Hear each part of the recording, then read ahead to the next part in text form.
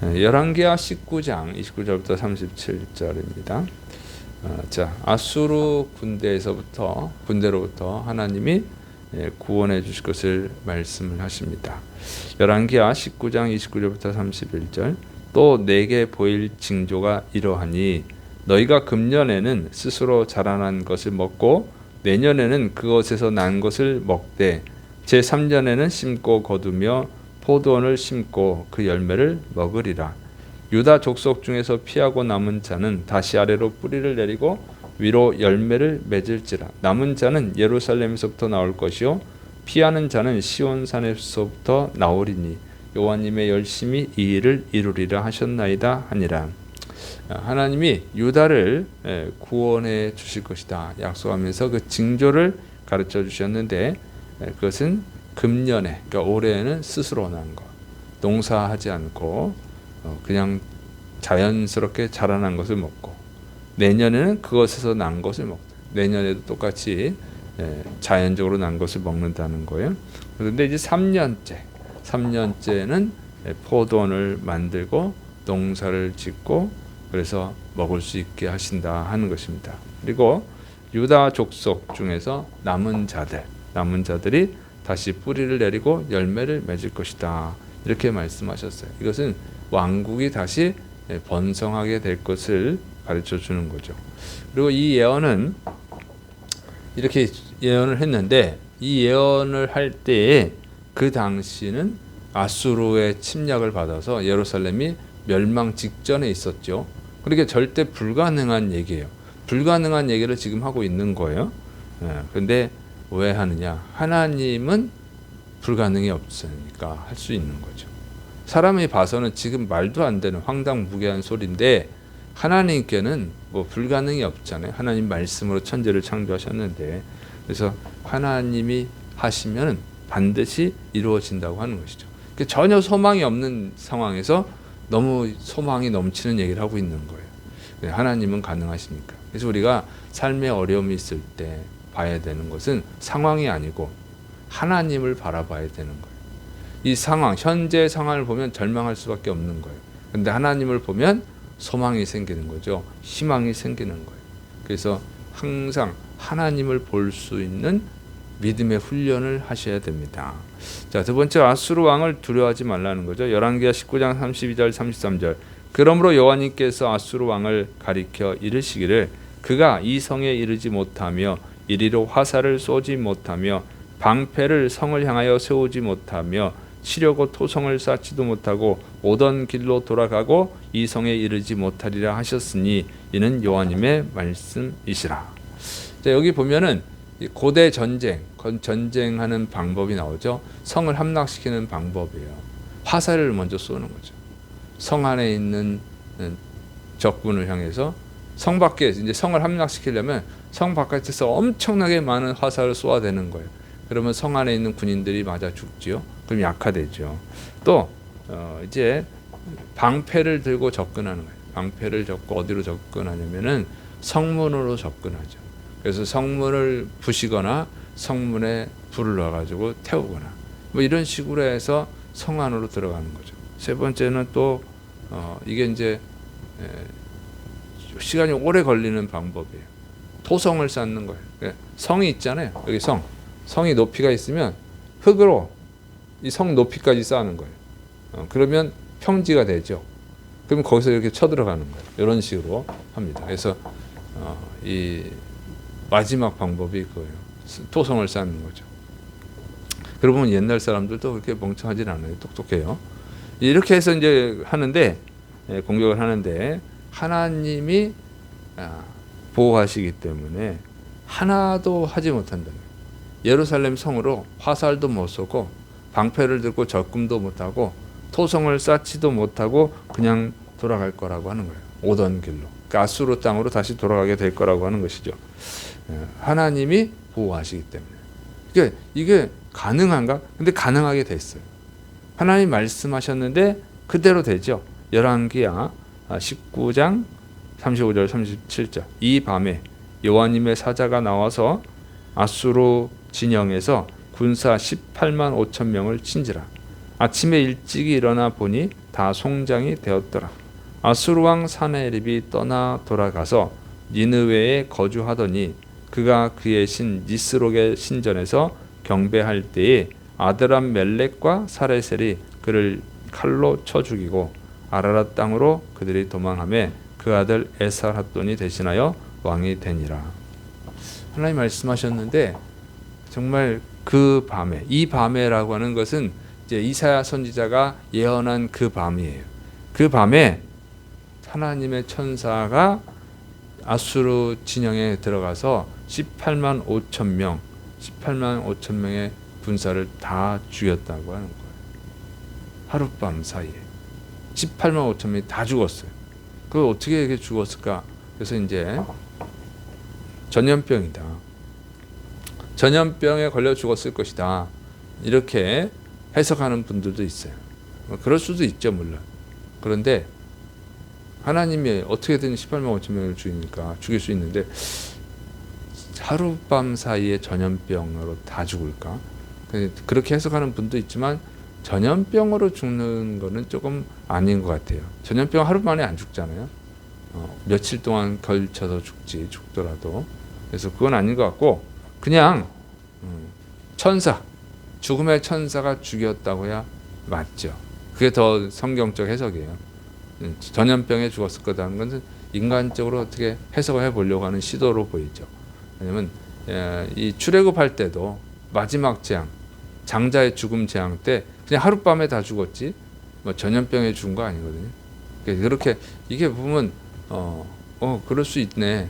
이게 참 성경을 잘 이해하려고 해석한 것이네. 이렇게 보이는 해석들이 있지만 그건 인간적인 해석이다 그 얘기예요. 그러니까 이런 걸 잘 구분하셔야 됩니다. 자, 어떻게 전염병으로 하루에 18만 5천 명이 죽겠어요? 그런 일은 일어나지 않지.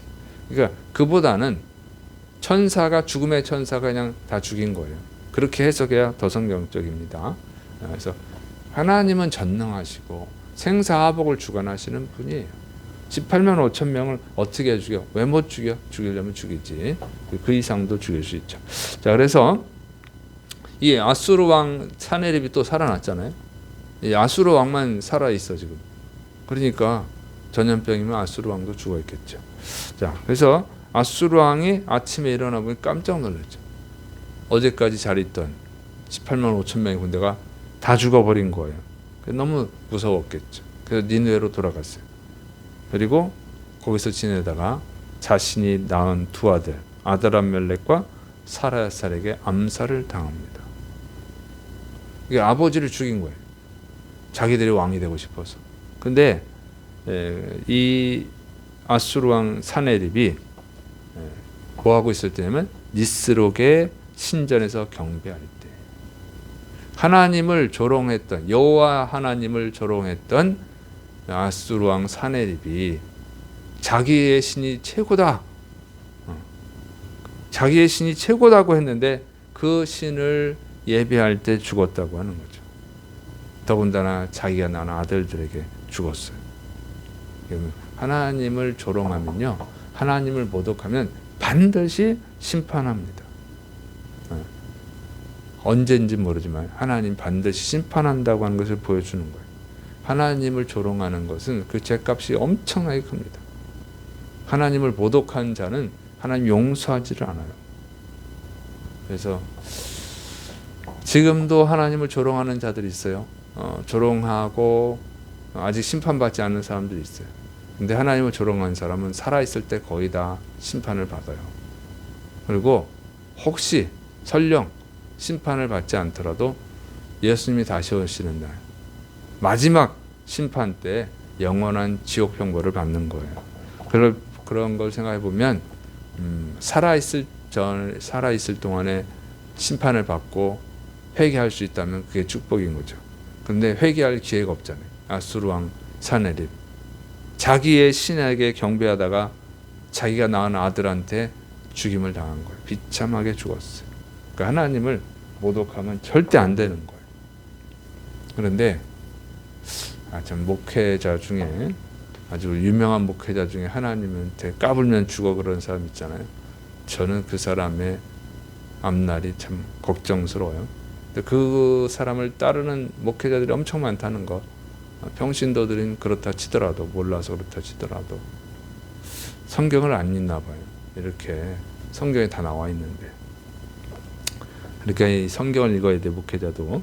자, 어쨌든 하나님을 조롱하는 자는 어쨌든 반드시 심판을 받습니다. 그래서 우리는 하나님을 모독하는 자는 두려워할 필요가 없는 거예요. 하나님을 모독하는 자는 반드시 심판을 받을 것이기 때문에 무서워할 필요가 없고 불쌍히 여겨야 될 필요는 있어요. 불쌍히 여겨야죠.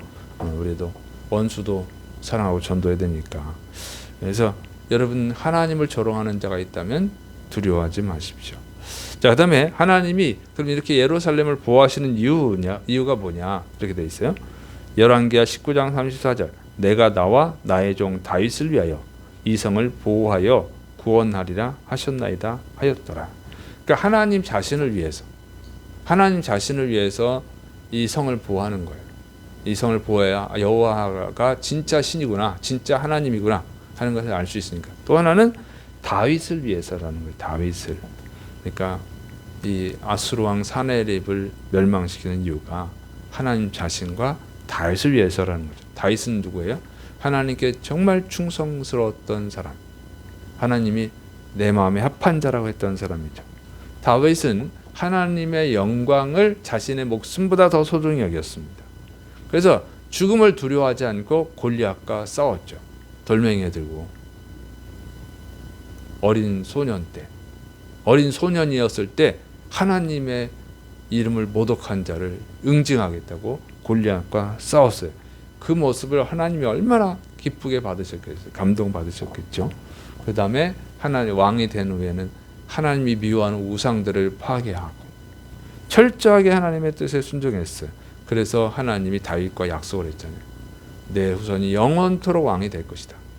그래서 이 예루살렘, 이스라엘은 망했지만, 유다 왕국은 망했지만 그래도 영원토록 왕이 될 수 있는 이유는 뭐예요? 예수님의 후손에서, 그러니까 다윗의 후손에서 예수님이 나왔기 때문에.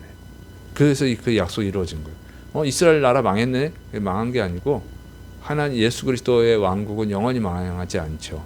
그래서 이런 복을 주신 거예요. 그래서 이 점을 생각하면은 다윗과 같이 충성스러웠다면 하는 생각이 들죠. 그러니까 히스기야 왕이 믿음이 좋긴 하지만 다윗의 믿음을 따라가지를 못하는 거예요. 만약에 다윗이었다면 이 상황에서 어떻게 하겠어요? 지금 이스라엘 군대는 2,000명도 안 돼. 그래서 두려워가지고 히스기야가 아수르가 막 조롱하는데 어찌할 바를 모르고 하나님한테 가서 호소하고 읽고 있잖아요. 그 믿음이 중요한데, 그러나 다윗이었다면 2,000명이 안 되는 군사라도 그걸 이끌고 가서 18만 5천 명의 아수르 군대를 공격했겠죠. 다윗이라면 그랬을 거예요. 그래서 이 다윗의 믿음을 못 따라가는 거예요. 다윗의 믿음을. 참 안타까운 일이죠. 그래서 이 시대는 약 300년이 지났어요. 다윗으로부터 시작하면 히스기야 왕 때는 약 300년이 지났는데 참 믿음이 후퇴했다 하는 것을 알 수 있습니다. 참 믿음이 자꾸 이렇게 성장하고 더 발전해야 되는데 그렇지 않다는 거예요. 믿음의 세계는 그렇습니다. 믿음의 세계가 아니라 모든 게 다 그러죠. 높이 올라가 절정에 이르면 그다음에 떨어지는 거예요. 나라도 그렇고 회사도 그렇고. 그래서 세계 역사를 보면 안 망한 나라가 없잖아요. 안 망한 회사가 없고, 1,000년 동안, 2,000년 동안 지금 이어오는 나라가 있어요? 없어요. 그런 회사가 있어요? 없어요. 모든 게 다 그렇다 하는 거지. 그래서 우리가 정신을 바짝 차려야 됩니다. 우리 시대도 어떻게 될지 모르는 거예요. 지금 전 세계적인 전쟁이 일어나고, 전 세계적인 기후 이상 현상, 자연재해가 발생하고 있죠. 이런 것들은 우리가 이 시대도 언젠가 끝날 때가 온다고 하는 것을 알게 해주는 것이죠. 그래서 하나님을 우리가 정말 다윗처럼 하나님을 사랑하고, 다윗처럼 하나님을 경외하고, 다윗처럼 하나님께 충성해야 될 줄을 믿으시를 축원합니다. 우리 한국교회는 이제 한참 성장하다가 지금 후퇴하고 있잖아요. 이렇게 해서 몰락을 할 것인지 다시 올라갈 것인지, 그것은 하나님을 사랑하는 사람이 많으냐 적으냐에 달려 있는 거예요. 근데 우리 코로나 시대를 지나 보니까 대형교회 목사님들이 대형적인 믿음은 아니더라고. 교회는 큰데 믿음은 조그매요. 진짜 큰 믿음을 가진 대형교회 목사님은 거의 없어요. 지금은 다윗과 같은 사람이 나와야 되는 시대예요. 우리 한국교회에 다윗과 같은 사람이 많아져야 희망이 있는 거예요. 그래서 여러분, 우리 한국교회에 속한 우리도 다윗과 같은 믿음, 다윗과 같이 하나님을 사랑하고 충성하는 자가 되어야 될 줄을 믿으시를 축원합니다. 하나님의 영광을 위해서 목숨을 걸 줄 아는 사람이 많아져야 희망이 있는 거예요. 그래서 그런 믿음의 사람들이 나오도록, 또 우리가 그런 믿음의 사람들이 되도록 우리가 기도해야 될 줄로 믿습니다. 기도하겠습니다. 사랑이 많으신 하나님 아버지, 오늘도 생명의 말씀으로 우리를 가르쳐 주시니 감사드립니다. 주여, 우리가 정말로 하나님을 사랑하는 자들이 되게 하여 주셔서 예수님께서 우리를 사랑하셔서 우리를 구원하기 위해서 우리 죄를 대신해서 십자가에서 죽으신 그 은혜를 믿고 감사하고, 또 주님처럼 우리도 주님을 사랑하는 자가 될 수 있도록 도와 주옵소서. 예수님의 이름으로 감사하며 기도드립니다. 아멘.